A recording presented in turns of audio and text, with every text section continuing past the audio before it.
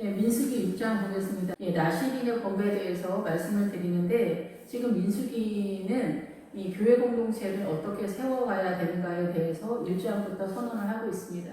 예, 그래서 이제 이스라엘의 12지파에 한 명씩 뽑아서 12명의 지휘관을 세우는, 그래서 교회 공동체에서 장로들을 세우는 그런 구조다 이렇게 볼 수가 있습니다. 예, 그래서 그들의 그런 신앙감과 함께 이렇게 이제 세워져 오는데 그 중에 나시린이 있습니다. 이 교회를 섬기는 일에 있어서 이 평신도가 자기의 삶의 전체를 20세서부터 50세까지 자기의 삶을 다 바치고 50세 이후에도 협력하는 사람으로 이제 같이 협력할 수 있는데 이 기본적으로 20세에서부터 50세까지 내가 하나님 앞에 나를 바치겠다 이러한 사람들을 일컬어서 나시린이다 이렇게 표현을 하고 있습니다. 예, 그래서 이 나시린은 구별한 사람들이다. 그래서 이 일은 너무나 비범하고 뛰어나고 놀랍고 매우 어렵다. 그리고 매우 높다. 이런 뜻이에요. 왜냐하면 이 사명을 감당하는 것이 그렇게 어렵기 때문에 그렇습니다. 그래서 이 나시린에게는 어떠한 어려움이 있는가 그것에 대한 설명을 하고 있습니다. 여호와께서 모세에게 말씀하여 이르시되 이스라엘 자손에게 전하여 그들에게 이르라. 남자나 여자나 특별한 서원, 그 나시리의 서원을 하고 자기 몸을 구별하여 여호와께 드리려고 하면 자기 몸을 구별하여서 하나님 앞에 드리면은 거룩함이 전제되는 거죠.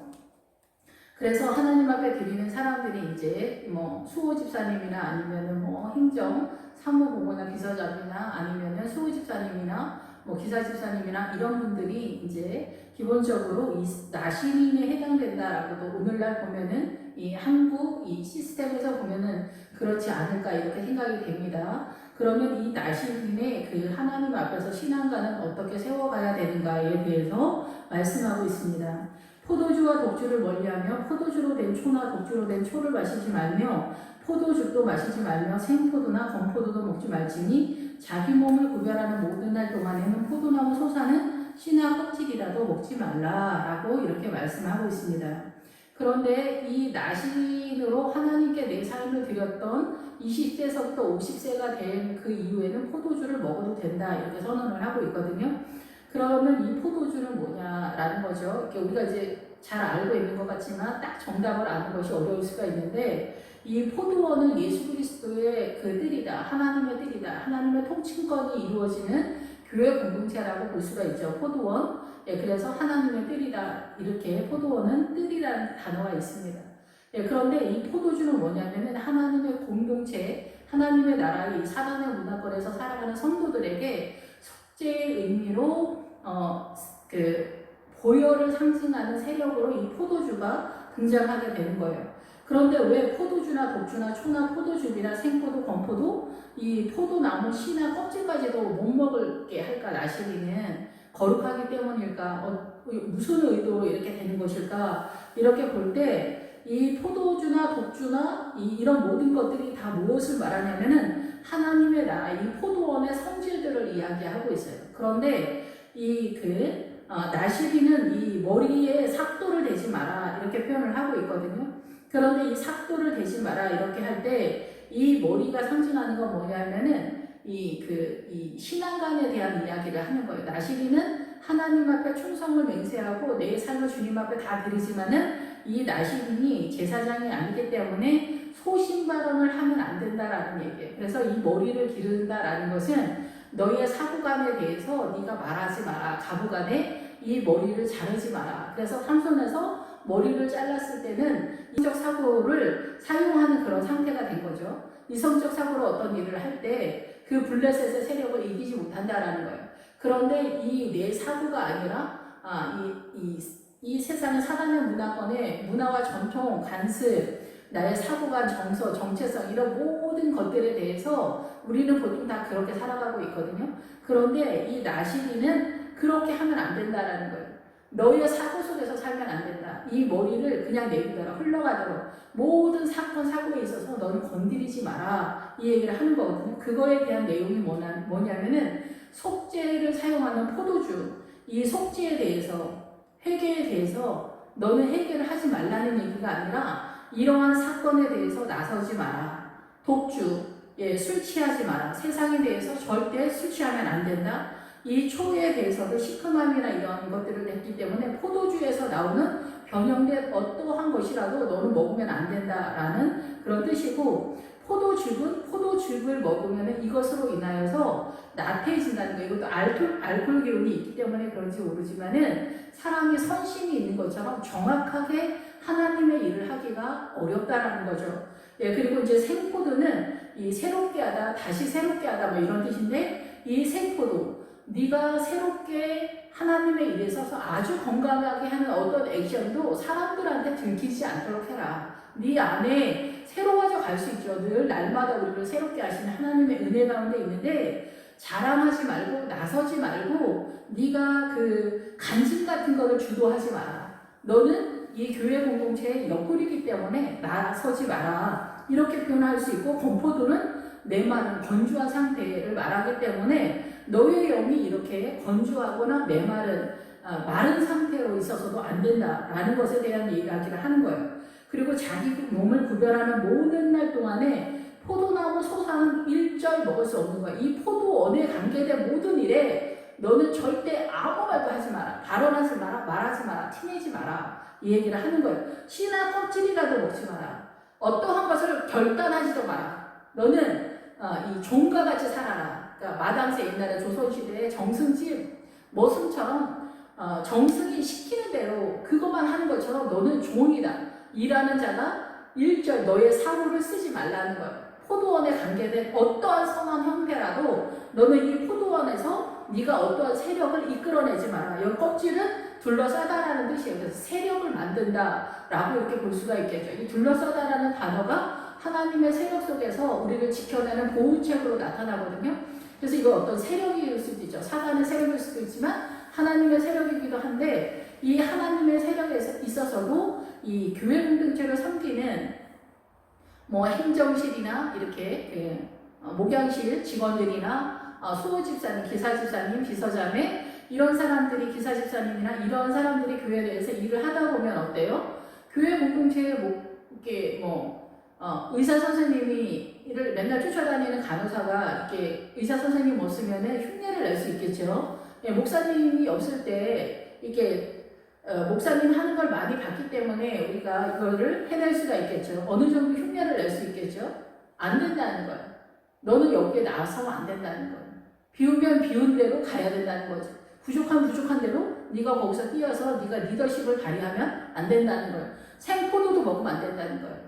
예, 생포도는 아주 좋은 의미잖아요. 씨도 얼마나 좋은 거예요. 이게 결단되어서 싹이 올라오는 그런 세력이기 때문에 결심하거나 움직이나 어떤 내 안에 어떤 근원적인 선한 어떤 세력이라고 볼 수가 있겠죠.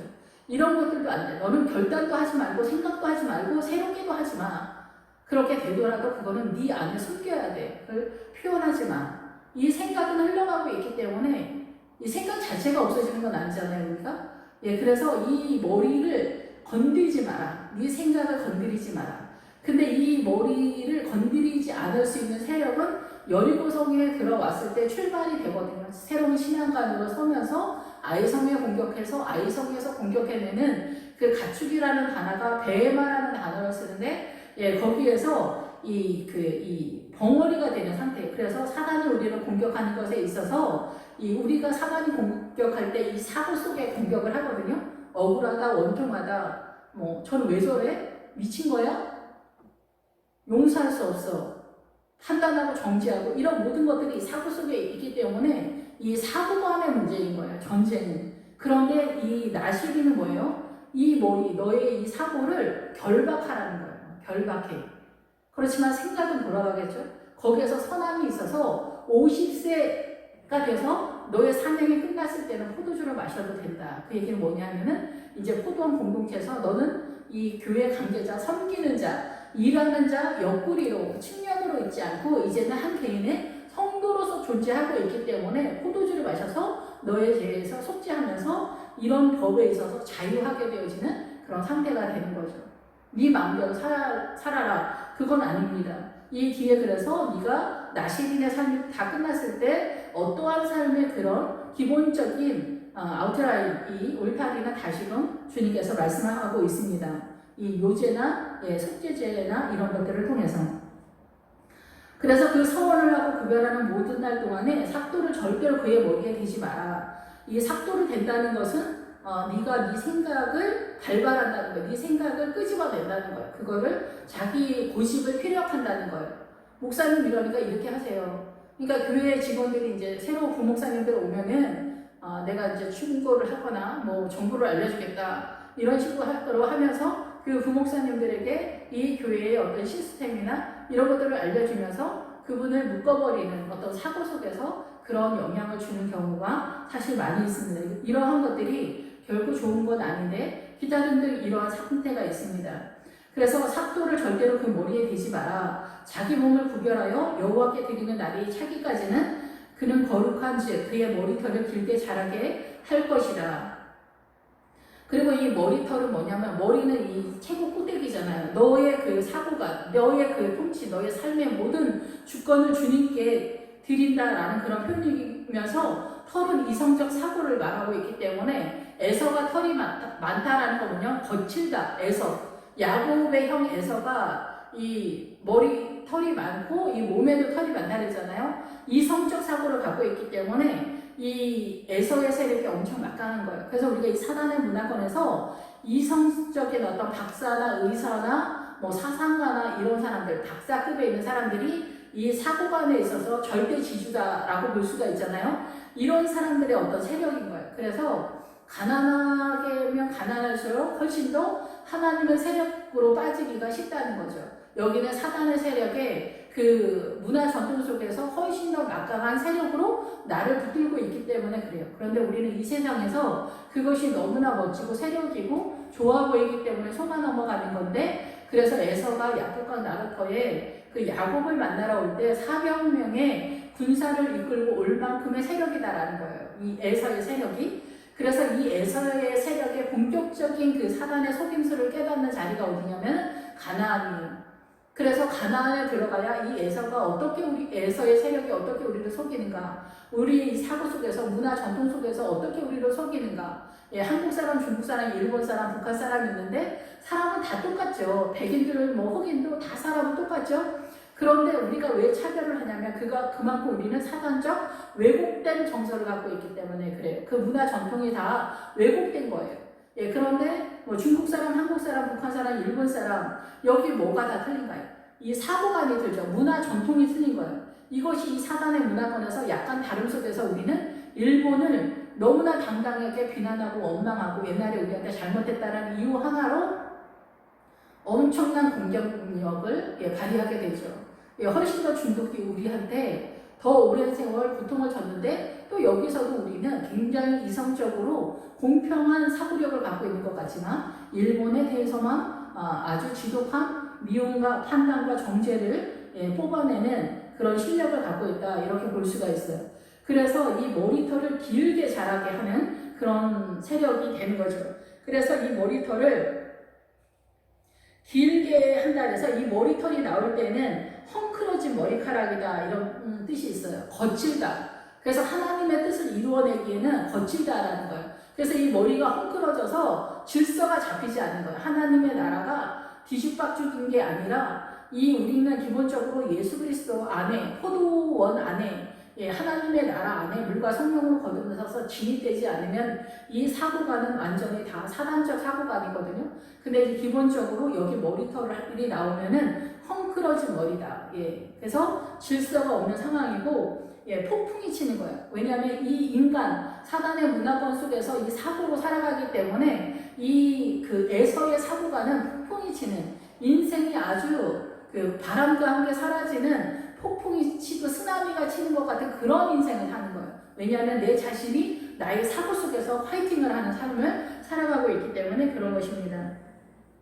그래서 이 길게 한다라는 것은 네 머리를 그냥 내비두라는 거예요. 떠내려가게 해라. 방치해라. 냅둬라. 이렇게 표현을 하고 있습니다. 그 뜻의 기본 어근이. 그래서 자라게 할 것이며 자기의 몸을 구별하여 여호와께 드리는 모든 날 동안은 시체를 가까이 하지 말 것이요. 그래서 너는 이 교회 공동체의 그 어떠한 것에 있어서도 사사롭게 네가 나서지 마라. 옛날에 이제 그 할머니들이 시집가면은 벙어리 3년, 김어거리 3년, 소경 3년 뭐 이렇게 해서 한 9년 뭐 아무 소리 하지 마라 이런 것처럼 이 나시린들은 교회에서 섬기는 평신도들은 아무 말도 하면 안 된다. 좋은 의도라도 발언하지 마라. 이런 의도다라고 이렇게 생각이 듭니다. 예, 그리고 이 뜻들이 다 그런 뜻이에요. 제 생각을 말씀을 드리는 것이 아니라 이 단어 하나하나의 뜻이 다 기본 어근에 그런 뜻을 가지고 있어요. 기본적으로 문자적인 뜻이 있지만은 이 단어의 기본 어근에 그런 세력을 가지고 오고 있다라는 거죠. 그런데 이제 여기서도 이제 문자적으로는 우리가 시체를 가까이 하면 안 된다. 부모가 죽어도 그 시신에 가까이 하면 안 된다. 이렇게 이해할 수 있죠. 그런데 이 시체가 의미하는 바가 뭐냐, 그리고 우리가 죄를 지었을 때 돌로 친다는 의미가 뭐냐, 이런 것들을 우리가 보다 더 자세히 알 필요가 있다라는 거죠. 돌을 던져서 살인을 해야 된다, 저런 세력을 죽여야 된다, 이렇게 문자적으로 이해할 수 있지만 그 돌은 뭐냐면은 반석으로 예수 그리스도의 세력인 말씀을 상징하는 거예요. 그래서 결국은 이 사단의 세력을 공격해 들어가는 건 뭐냐면은 말씀으로 공격해 들어가는 거고, 그 말씀이 내 안에 자리를 잡아가는 세력으로서 하나님의 나라가 깊고 넓고 높이 세워져가는 그 세계를 말하는 거예요. 예수 그리스도의 말씀을 말하는데, 여기도 기본적으로는 그 시체를 가까이 하지 마라 이러지만은, 이 시체라는 뜻이 뭐냐면은 네가 하나님을 섬기는 날에 있어서는 사사롭게 움직이지 않는데 그것이 너의 부모나 형제 자매까지도 해당된다는 거예요. 그러니까 목회자가 되거나 이렇게 부목사님이나 수호집사님이나 이런 분들이 교회 일을 하다 보면 개인의 삶을 살지 못하잖아요. 항상 교회에 매여 있기 때문에 일반인들보다 훨씬 더 많이 제재를 받고 있고 또 해내야 될 사명이 있잖아요. 특히 목회자 같은 경우 너희 부모와 형제 자매의 일이 있더라도 너는 가서 그들 때문에 이 교회 일을, 하나님의 일을 소홀히 하는 일이 없도록 해라. 이런 것이 이제 기본적인 메시지라고 볼 수가 있습니다. 예, 그런데 보다 더 구체적으로 들어가면은 이 시체라고 하는 단어는 무슨 뜻이냐면은 이 시체가 죽었다. 뭐가 죽었냐? 네페시, 영혼이 죽었다라는 거예요. 우리 안에 영혼이 죽은 상태를 가까이 하면은 부정하다는 거예요. 그러면은 이 시체를 만나서 실제적으로는 부정하다 이렇게 문자적으로 표현할 수 있지만은 이 시신이 말하는 게 뭐냐면은 이 너의 영혼이 죽은 상태의 사람을 만나지 말라 이렇게 보는 거죠. 그러면은 이제 우리가 이제 목회 길을 가다 보면은 부모님이 이제 그리고 형제들이 왜 이렇게 유난을 떨면서 예수를 믿어, 적당히 믿어. 성도들도 마찬가지죠. 이렇게 유난을 떨어. 뭔 새벽 예배야. 뭐 11조까지 내. 뭔 감사 헌금을 그렇게 내. 뭐 교회 일 있다고 그렇게 특별한 헌금을 그렇게 많이 내. 미쳤어? 막 이렇게 하는 경우가 사실 흔하잖아요. 사실상. 근데 그런 것에 있어서 연연해 하지 마라. 그것은 믿음적인 행동이 아니기 때문에 이 시체, 네페시, 너의 그 사람의 영혼이 죽은 것 같은 상태에서 나오는 그 발언들 때문에 너의 이 사고가 공격을 당해서 네가 죄 가운데 들어간다는 거예요. 그래서 목회 일을 안 하거나 선교사로 가려고 하다가 주춤하거나 그냥 주저앉거나 뭐 이런 거 있잖아요. 아버지의 뜻을 해내지 못하는 어떤 세력으로서 이 시체가 동원된다는 거예요. 예, 그래서 우리 주변에 이런 사람들 많잖아요. 뭐 형제 자매가 아니더라도. 근데 형제 자매 부모가 가장 강력하게 이 시체가 되어서 나를 공격하는 그런 상태가 되는 거예요. 그래서 그들의 믿음이 없는 그런 발언들, 이 사단의 문화권에 좋아 보이는 보암직도 하고 먹음직도 하고 지혜롭게 할 만큼 탐스럽기도 한 그 세력으로 뻗어나가지 못하게 하는, 그 세력으로 뻗어나가게 하는 그런 발언들, 내가 아버지 앞에 나아가지 못하게, 예수 그리스도의 신부의 믿음으로 나아가지 못하게 저지하는 그들의 발언들이나 액션들이 이 시체다라는 뜻이에요. 그래서 이것으로 인하여 내가 공격을 당한다라는 거예요. 그래서 이 뒤에 보면 너의 머리가 회개를 당하도록 해라 이렇게 얘기를 하는 거거든요. 그래서 우리의 정서가 중요한 거예요. 이 사고관을 어떻게 하나님의 나라로 세워갈 것이냐, 이것이 제일 중요한 것이다 이렇게 볼 수가 있습니다. 그래서 부모, 형제, 자매가 죽은 때에라도 그로 말미암아 몸을 더럽히지 말 것이니 이는 자기 몸을 구별하여 하나님께 드리는 표가 그의 머리에 있기 때문에 그렇다 이렇게 표현을 하는 거예요. 그래서 이 왜곡된 신앙관이 제일 문제인 거죠. 예, 그래서 우리가 이제 신천지나 통일교나 다른 뭐 불교나 이슬람이나 여기까지 넘어가지 않더라도 우리가 정당하다고 생각되어지는 일본을 뭐 미워하고 저주하고 중국을 뭐 저주하는 말, 그리고 형제 자매를 판단하고 정지하는 거, 이런 세력들이 다 제 가운데 있는 거예요. 우리는 이런 것들이 가만히 있어도 이 왜곡된 사고 속에서 제가 강같이 흘러가는 거예요. 하나님의 은혜가 강같이 흘러가는 게 아니라 모든 것에 있어서 그래서 제가 되는 거예요. 여기서 포도주도 독주도 초도 포도죽도 생포도 건포도 신약 껍질도 다 이게 사단의 세력으로 얼마든지 동원될 수 있는 세력으로 너에게 나타날 수 있다는 거예요. 이 허리에 있는 그 집사님들이 이 머리가 되려고 했을 때는 여기가 이제 평지풍파가 일어나면서 난리가 난다라는 거죠. 움직이지 마라. 그러니까 너는 이 사고를 움직이지 말라는 거예요.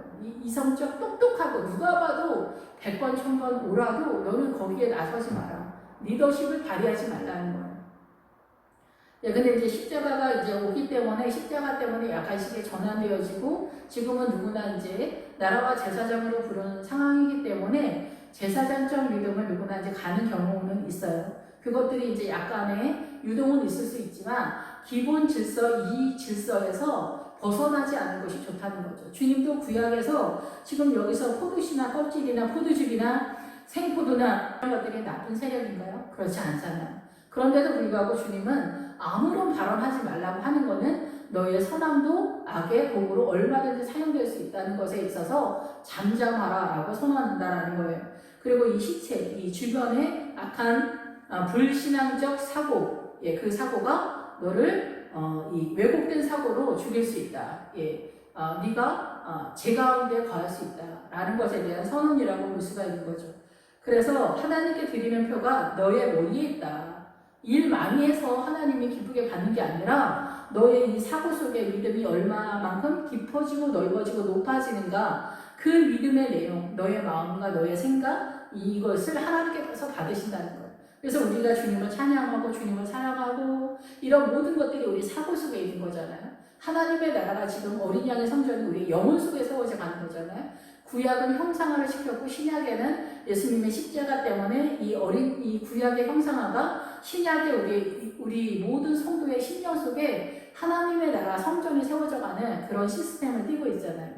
그런 것들을 이제 우리의 영혼 속에 내 언행 심사관에 세워가는 그거, 너의 네페시, 너의 영혼이, 너의 자아가, 너의 본체가 훼손되거나 왜곡된 그 사관의 속임 속에 넘어가지 않도록 그렇게 해야 된다라는 것입니다.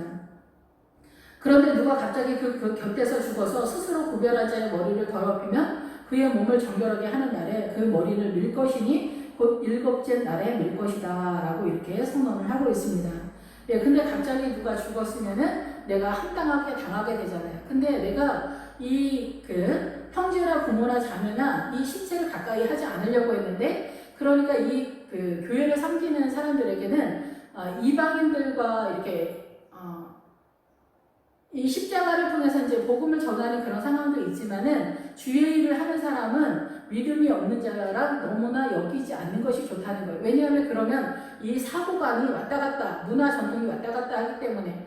그래서 이 구약에서는 이방인들이랑 밥도 먹지 않는 거예요. 왜냐하면은 이방인들이랑 이스라엘 사람들이 밥 먹고 교제하게 되면은 풍습이 왔다 갔다 하면서 믿음을 제대로 서지 못하는 거예요. 그런데 예수님의 십자가가 오면서 성령님의 은혜로 강력하게 나아가는 그런 시스템이 됐기 때문에 지금은 전 세계를 복음이 전투적으로 튀어나가는 그런 상황이어서 이런 것들이 이제 전환되어지는, 십자가로 전환되었지만 기본 골격은 어때요?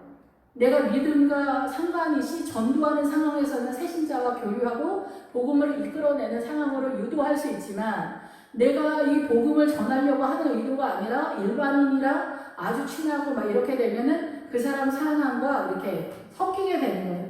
그래서 예수 믿는 청년들이 청년 때까지는 예수 믿지 않는 중고등학교 때까지 친구들이랑 어울리지만은 나이가 30, 40이 되면은 예수 믿지 않는 이방인, 예수 믿지 않는 그 친구들은 다 떨어져 나가게 되어 있어요. 왜냐하면은 공통 분모와 이렇게 공유할 수 있는 것들이 없기 때문에, 그리고 이 사고관이 전혀 다른 나라이기 때문에 거의 대부분 그렇다라고 이렇게 생각이 되고, 친구라 할지라도 10년, 20년 되면 그 친구랑 나의 이 사고가 아주 비슷해지잖아요. 그리고 내가 무슨 말을 해도 변명할 필요가 없고 내가 뭐 부끄러운 일을 해도 제가 다 나를 이해해 주는 것을 알고 있기 때문에 그거에 대해서 창피하다, 숨겨야 되겠다 이런 생각을 하지 않게 되잖아요.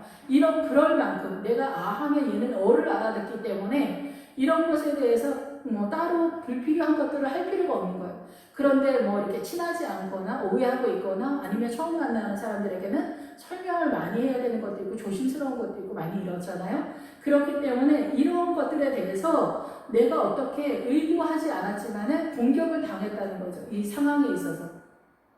어떤 자리에서 그런 상황을 만날 수가 있죠. 이런 자리. 그랬을 때는 이 공격을 당한 거예요. 머리가 왜곡된 사고로. 내가 정상적으로 있다가 뭐 신천지 교육에 일주일을 갔다 왔다거나 이러면은 제가 옛날에 청년 때 저희 언니 후배가 성경 공부하는 데 있는데 오라고 해가지고 일주일 다닌 적이 있는데 거기가 어디냐면은 낙성베이크 유명한 정명석인가 하는 사람이 있었는데 거기서 하는 성경 공부 통일교 일주일 갔다 온 적이 있거든요. 일주일 갔다 왔어도 거기서는 그냥 성경 공부가 아니더라고요. 지금 생각하면은 와 여기 엄청 대단하다 이렇게 생각했어요. 저도 갔는데 그런데 지금에 와서 보면은 그 대단한 거는 없었는데 거기에 어둠의 영이 우리를 미혹하고 있었었구나 이런 것들은 알겠어요. 그리고 그 세력이 내 몸에 이렇게 있는 것을 느끼겠더라고요. 일주일 다니고 이제 주일날 이제 목사님께 말씀을 드렸는데 목사님 거기 이단이라고 말씀하셔서 이제 안 가게 됐는데 그래서 이 머리를 민다. 여기는 내가 머리를 밀어서 삼손처럼 내가 머리를 밀어서 내가 이성을 발동한 게 아니라 제 가운데 있어서 내가 의도하지 않았는데 이 왜곡된 그 사건 때문에 형제 자매의 그런 문제 때문에 내가 이랬으면 그거를 밀어야 된다는 거예요. 여기는 이제 문자적으로 머리를 아예 밀어라. 그래서 너의 사고를 아예 없애라 이런 얘기잖아요. 그런데 실제적으로 지금 믿음에선 어때요? 그 잘못된 사고, 잘못된 그들의 충고나 조언이나 이런 것들이 내 머릿속에 들어갔거나 내가 신천지를 2달 동안 다녔거나 3개월 동안 다녔거나 이러면 그 왜곡된 사건에 대해서 다 뽑아내야 된다는 거예요. 목사님 이러한 것들을 가르쳤어요. 이게 뭐가 문제가 있나요? 그래서 신천지를 5년 다녔으면 5년 동안 거기 머리에 들어가 있는 걸 빼내야 된다라고 하거든요. 그래서 이 신천지나 아니면은 자포자 성향들도 다 왜곡된 사고를 가지고 있는데 이 왜곡된 사고에는 다 사단의 강력한 세력이 있어요.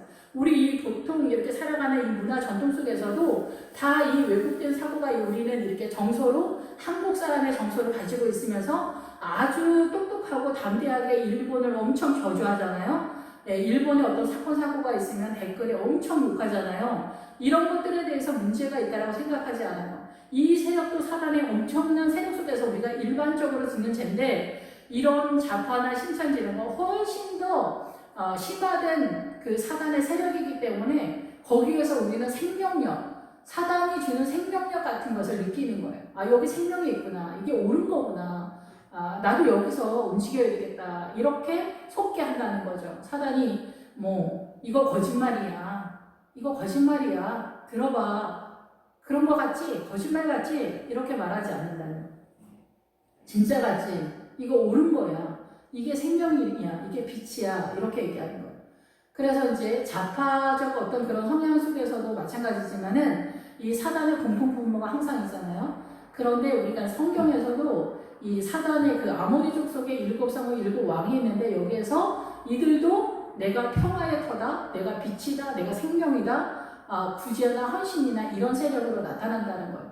그 7성의 7왕의 세력이 우리가 이 사단의 문화권에서 옳음으로 속고 있는 세력에 대한 이야기를 하는 거거든요. 그럼 이거를 어떻게 우리가 사단이 우리를 속이고 있다는 것을 알 수가 있을까요? 평화의 이름으로 빛의 세력으로 빛이 비춘다는 건 자기들도 생명이 자파들도 빛이 이긴다라고 편말 들고 나오잖아요. 우파들도 빛이 이긴다라고 편말 들고 나오잖아요. 지금 데모하는 그런 분들 보면은 어떨 것 같아요? 똑같잖아요. 그런데 자파가 더 옳아 보이는 거예요. 왜냐하면은 여기는 사단이 훨씬 더 이 사상적으로 이념적으로 더 정확하게 말을 하기 때문에 그 말에 속는 거예요. 그래서 주님은 그 사람의 행동을 보라는 거예요. 이 세력도 마찬가지예요. 좌파의 행동들을 보라는 거예요. 우파들은 아무것도 갖고 있지 않기 때문에 어느라고 덜 떨어진 것 같아요. 여기는 어떤 세력이 없어요. 그냥 각자 그냥 그런 모인 거죠. 이쪽이 훨씬 더 멋져 보이는 거죠. 그러니까 사람들이 다 속는 그런 상황으로 나가는 거예요. 그래서 이 머리를 밀어서 네가 가지고 있던, 네가 공격당한 그 사고관 빼내야 된다. 왜곡된 사고관 빼내야 된다.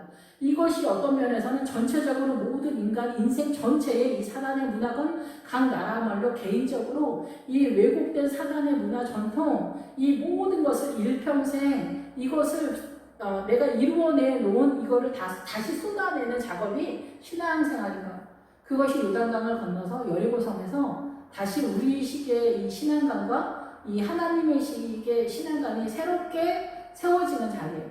그래서 이 인생 한 살서부터 이 요단강을 건너기 전까지 내 살아온 삶의 모든 내용들이 아무것도 아니고 사단의 문화라는 것을 얼마만큼 깨달았느냐가 재산이라는 거예요. 재산, 믿음의 재산. 그래서 머리를 꼭 밀어야 되는 거예요. 7째 날에. 예. 그리고 8째 날에 산비둘기 2마리와 집부들기 2마리를 가지고 해망문에 와서 제사장에 줄 것이다. 이렇게 선언을 하는데 이 8째 날은 이 8이라는 숫자는 무슨 숫자냐면은 예수님의 숫자예요. 7은 하나님의 그 나라 전체적인 거에서 완전수를 말하고 있는데 이 8이라고 하는 숫자는 뭐냐면은 기름이 도는 풍부한, 살찐 풍성한 이런 뜻이에요. 강건한. 그래서 예수 그리스도의 십자가의 세력을 말한다 이렇게 볼 수가 있어요. 그래서 예수님의 세력은 항상 이 성령님이 동원되니까 성령님이 같이 가는 그런 상황. 여기서도 소재물에 기름을 섞어라 이러거든요. 말씀이 말씀되기 위해서는 기름을 섞어야 돼요. 성령님께서 함께 해주실 때 이 말씀이 어떤 거구나 하는 것이 우리의 영에 하나님의 나라의 양식으로 스며들어오는 상황이 된다는 거예요. 근데 성령님께서 움직이지 않으면 이것이 밖에서 노는 거죠. 영의 양식이 되지 못하고 힘을 받지 못하는 그런 상태가 되는 것이죠. 그래서 이 8째 날에 그 예수 그리스도의 풍성한 성령의 은혜와 풍성하고 강건한 세력으로 다시금 시작하는 거예요. 이 머리를 밀고 그 다음서부터 머리가 또 자라는 것에 있어서는 또 내비더라 이 얘기를 하는 거고 그래서 조심스럽게 움직여야 된다는 거예요. 구약의 이스라엘 사람들이 이방인들이랑 교제하지 않는 그 마인드를 꼭 생각을 해야 된다는 거죠. 예수 믿지 않는 자매 형제들이랑 늘 여기서 무슨 하나님의 나라가 싹이 나고 자라갈 수가 있겠습니까? 내가 교회를 다녀도 그 싹이 나고 자라간다는 건 거의 불가능하다 이렇게 볼 수가 있습니다. 이름만 올려는 거죠. 예. 주님 앞에 나오는 사람은 분명하게 구별되어짐이 있어야 되는 거예요. 그래서 이 나시민의 삶을 산다는 거는 매우 어렵다 이런 뜻이에요. 비범하다, 놀랍다, 경이롭다 이런 뜻이에요. 그러니까 일반적으로 해내기가 어렵다라는 얘기죠. 예, 그래서 산비둘기 2마리와 집부들기 2마리를 가지고 해망문에 와서 제사장에게 줄 것이요. 이 비둘기를 하나님 앞에 드리는 그런 상황에서는 이 산비둘기는 이렇게 우는 비둘기, 엄청나게 우는 그런 비둘기라는 그런 뜻이에요. 이 산비둘기는. 예, 그래서 호두애라고 해서 애도 어린 울음소리로 유명하다라는 그런 뜻이 있어요. 그래서 이 산비둘기는 뭐냐면 산비둘기 잡기도 어렵겠지만 이 산비둘기를 가지고 제물로 나아갈 때는 내 마음에 탄식하고 회개하는 주님 나를 용서해 주시라고 이런 간절한 애다른 마음으로 나아가는 거죠. 오늘날 하나님의 나라에 대해서 잘 모르는 분들이 교회 와서 왜 저렇게 우는 거야 이러신 분들이 있는데 울지 않으면 하나님의 나라를 알지 못해요. 예, 울어야 돼요. 예, 그래서 우리가 열처녀 비유에서도 기름을 준비하는 게 눈물의 기도라고 이현수 목사님 그렇게 말씀하시는데 여러분이 늘 주님 앞에 눈물로 기도하고 있으면은 하나님의 나라를 준비하고 있는 성령님의 은혜와 함께 하고 있다라고 이렇게 볼 수 있다라는 거죠. 예, 그런데 내 인생의 안타까움 때문에 우는 게 아니라 하나님의 나라의 이런 죄 때문에 내가 잘못 생각했었구나. 이 사고를 정탐하고 주시하고 바라보는 그런 수준의 믿음이 있는 것에 대한 이야기를 하는 거죠. 그래서 이 산비둘기는 슬픔과 눈물로 회개하는 그런 상황이다. 이 산비둘기를 주님께 드리면서, 집비둘기는 무슨 뜻이냐면은, 이 집비둘기는 뭐 당연히 집비둘기죠. 그런데 이 집비둘기의 기본 어근에 들어가면은 인치다라는 그런 뜻이 있고, 여기에 또 무슨 뜻이냐면 타작마당이다라는 그런 뜻이 있어요. 그래서 우리가 보통은 비둘기를 주님 앞에 예물로 드리는 자는 가난한 자거든요. 가난하다라는 것은 이 사단의 문화권에서 내가 가난한 상태에 있을 때 하나님의 나라가 훨씬 더 부유해질 수 있는 구조를 띠고 있어요. 근데 내가 이 세상에서 부유하면은 내가 궁핍한 것이 없기 때문에 하나님 앞에 나아갈 수 있는 이 시스템이 안 되는 거예요. 구조화가 안 되기 때문에 믿음이 연약할 수밖에 없는 거죠. 그러다 보니까 이 집비둘기를 하나님 앞에 예물로 드리는 그런 상태는 어때요? 내가 하나님께 인을 맞는 거예요. 그래서 계시록에서 인을 친다라고 하잖아요. 이 집비둘기를 하나님께 드리는 그런 상태의 믿음. 내가 주님께 인을 침을 당했고, 그리고 타작마당. 왜 타작마당이 될 수밖에 없어요? 결과적으로 타작마당이 사실은 되지만은 이 사람은 항상 가난한 뭐 질병이나 아니면 어떤 모양의 가난함이라도 내가 가지고 있을 때는 항상 나의 이 가난함 때문에 예수님의 이름을 부르게 되어 있거든요. 그래서 이 가난함은 뭐냐면은 타작마당을 이룰 수밖에 없는 상태. 이 타작마당이 예수 그리스도의 말씀을 깨달아서 산더미같이 이루어졌을 때 타작마당인데, 이 타작마당이 반드시 올 수밖에 없는 이 구조화가 내 삶 가운데 가난이 있을 때 그렇다는 거예요. 그래서 유다 자손도 이 가난의 이름이 세력으로 들어가는 거예요. 하나님의 나라에 대해서 부유하기 때문에. 그래서 유다 자손은 가나안에 들어가서도 그 남쪽에 네게브 지역으로 들어가는 거예요. 그 네게브 지역이 말하는 것은 건조하다, 마른 땅이다라는 뜻이거든요. 바짝 마른 땅. 그것은 열악한 상태 속에서 하나님의 나라를 세워가는 유다가 이스라엘 전체의 이 믿음의 중심 센터를 담당하고 있는 사명이라는 거예요. 사명. 그래서 교회 공동체에서 가난한 자가 많은 것이 훨씬 더 하나님의 나라를 부유하게 가는 것에 유리하다는 거예요. 엄청나게 유리하다라는 거예요. 그리고 목회자가 이야기하면 여기서 하면 하고 알아듣는 거죠. 근데 부유한 자들은 가난한 자들이 얼마나 힘든지 알아. 아무리 설명을 해도 가난한 자의 심령을 부자들은 알아줄 지식이 없다는 거예요. 이 믿음도 마찬가지예요. 부유하게 이 세상에서 살고 싶죠, 모두 다? 그러면은 이 믿음이 부유해지지 못하는 거예요. 그러니까 좋은 것 같지만 사실은 좋지 않은 거죠. 그래서 제사장에게 이 속죄 제물을 드리고, 제사장은 그 하나를 속죄 제물로, 하나는 번제물로 드려서 그의 시체로 말미암아, 여기서 시체도 네펫이라는 단어를 써요. 그의 영혼이 훼손되었다는 거예요. 이 사고가. 그래서 이 사고뿐만이 아니라 이 마음도 상하게 되는 거예요. 왜곡된 사고관을 갖고 있으면 이 마음도 같이 그렇게 움직이게 되잖아요. 말미암아 얻은 죄를 속하고, 또 그는 그날의 그 머리를 성결하게 할 것이며, 이렇게 말하고 있잖아요. 머리를 성결하게 하라. 뽑아내야 된다. 왜곡된 사고를 뽑아내야 된다. 그래서 이 성경 전체에서 창세기 3장에서 이 왜곡된 사고의 출발에 남자, 여자, 부부가 나오는 거예요.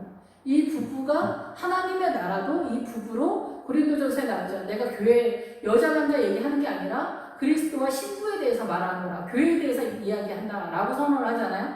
그래서 주님과 우리 사이도 틀어진 관계지만 남편과 아내, 이 육체를 갖고 있는 남편과 아내의 사이도 이 선악과를 먹으면서 틀어진 관계가 출발한다는 거지. 이 문화 속에서 이것이 옳은 것이 아니다라는 거예요.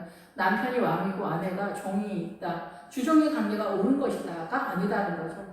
사단의 문화권에서 우리가 속이면서 이 사단의 문화권의 정서 속에 살고 있는데, 이 왜곡된 것들을 알지 못하면 이 사고관이 그렇게 가기 때문에 이 제 상태에 있다라는 거예요. 그래서 우리는 온전함으로 나아가는 것에 있어서 매우 어렵죠. 하나님의 나라를 잘 모르기 때문에. 그래서 자기 몸을 구별하여 여호와께 드릴 날을 새로 정하고, 그래서 이제 우리가 금식하다가도 중간에 뭐 먹으면 새로 시작해야 된다라고 얘기하잖아요. 그런 것처럼 여기서도 마찬가지로 새로 정하는 거예요. 새로 날을 정하고 1년 된 순양을 가져다가 속건제물로 드릴지니라. 속건제물은 뭐 범죄 사건이 있을 때 하나님께 드리는 이 제물인데, 순양을 가져다가 드릴지니라. 자기의 몸을 구별할 때 그의 몸은 더럽혔은 즉 지나간 기간은 무효다. 이렇게 사고가 났기 때문에 무효다라는 거예요. 그리고 순양은 뭐냐면은, 순양은 이게 통치권에 대한 얘기를 하거든요. 기둥이다, 통치자다, 뭐 지도자다, 해를 나보다 이런 상황을 이야기하고 있는데 여기에서 이제 순양을 드린다라는 것은 속건제물로 너의 모든 통치권, 너의 모든 세력의 절대적인 그 모든 것을 아버지께 드려라 이렇게 이해하면은 맞겠다라고 생각이 됩니다. 예, 오늘 여기까지 하겠습니다. 13절부터는 오후 예배 때 다시 말씀을 드리도록 하겠습니다. 그래서 우리가 이 나시린의 법, 이 나시린의 법은 우리가 교회 공동체를 섬길 때 책임자들이 해야 할 이게 그 법이다 이렇게 이해를 하면 될 것 같아요. 예, 그래서 교회 공동체의 직원들, 예, 부목사님들도 장로님들도 여기에 얼마가 이제 준한 상태다라고 볼 수가 있겠죠. 예, 이런 것들이 하나님의 나라에서 주의 일을 하는 그 대제사장이 전체의 리더이기 때문에 대제사장은 말씀을 맡은 자잖아요. 그렇기 때문에 그 밑에 있는 밑에 있다라고 보기는 그런지는 모르겠지만 어쨌든 이 그 직원들은 이 가나를 따른다. 제사장의 가나 속에서 통치를 따른다 이렇게 얘기하거든요. 그래서 여기서도 그 속건 제물로 순양을 드리는데 너의 그 통치권을 아버지께 드리고 다시금 네가 나시린을 새로 그 날을 정해서 시작하게 되었을 때 너는 여기서 포도주나 독주나 초나 포도즙이나 생포도나 건포도나 씨나 껍질까지로도 절대 먹지 말고 너는 세력화를 하지 말고 간질도 하지 말고 결단도 하지 말고 이렇게 시키는 대로 너의 일만 해라. 너의 사명만 감당해라. 그러면 주님께서 너에게 나중에 축복해 줄 거다. 이 뒤에 이제 그 나시린의 사명을 다했을 때 하나님께서 그 후손에게 복을 주는 그 내용이 나오게 됩니다. 그래서 우리가 하나님의 일을 잘 열심히 충성되게 했을 때 그 자녀들이 복받는 것들을 보게 되죠. 1세대는 고난을 좀 당하지만 2세대가 또 3세대가 그 하나님의 거룩함으로 은혜를 받는 삶을 살게 되는 것들을 보게 됩니다. 그래서 예수 믿는 가정 3세대가 되면은 이변이 없는 한 이렇게 평안하고 은혜가 이제 세워져 가는 그런 상태가 된다. 그래서 믿음을 우선 상속시켜주는 그런 상태가 되는 것이죠. 기도하겠습니다. 할렐루야. 주님, 늘 부족하고 연약합니다. 아버지 함께 하시고 우리가 주의 일을 한다고 하면서 내가 더 열심히 더 최선을 다해서 잘한다고 하는 것이 이렇게 사단이 나는 경우가 많이 있습니다. 일이 틀어지고 오해가 되어지고 소요가 나타날 때가 많이 있습니다. 주님, 하나님의 일을 하는 주의 그 교회 내 직원분들이 성도님들이 오해하지 않도록 잘 감당할 수 있도록 하나님의 법을 따라서 섬기고 일을 할 수 있도록 축복하여 주시고 그 후손들에게도 이 땅에 하나님께서 복의 복을 더하시고 은혜의 은혜를 더하여 주시옵소서. 또 그리하여 주실 줄 믿습니다. 예수 그리스도 이름으로 감사하며 기도했습니다.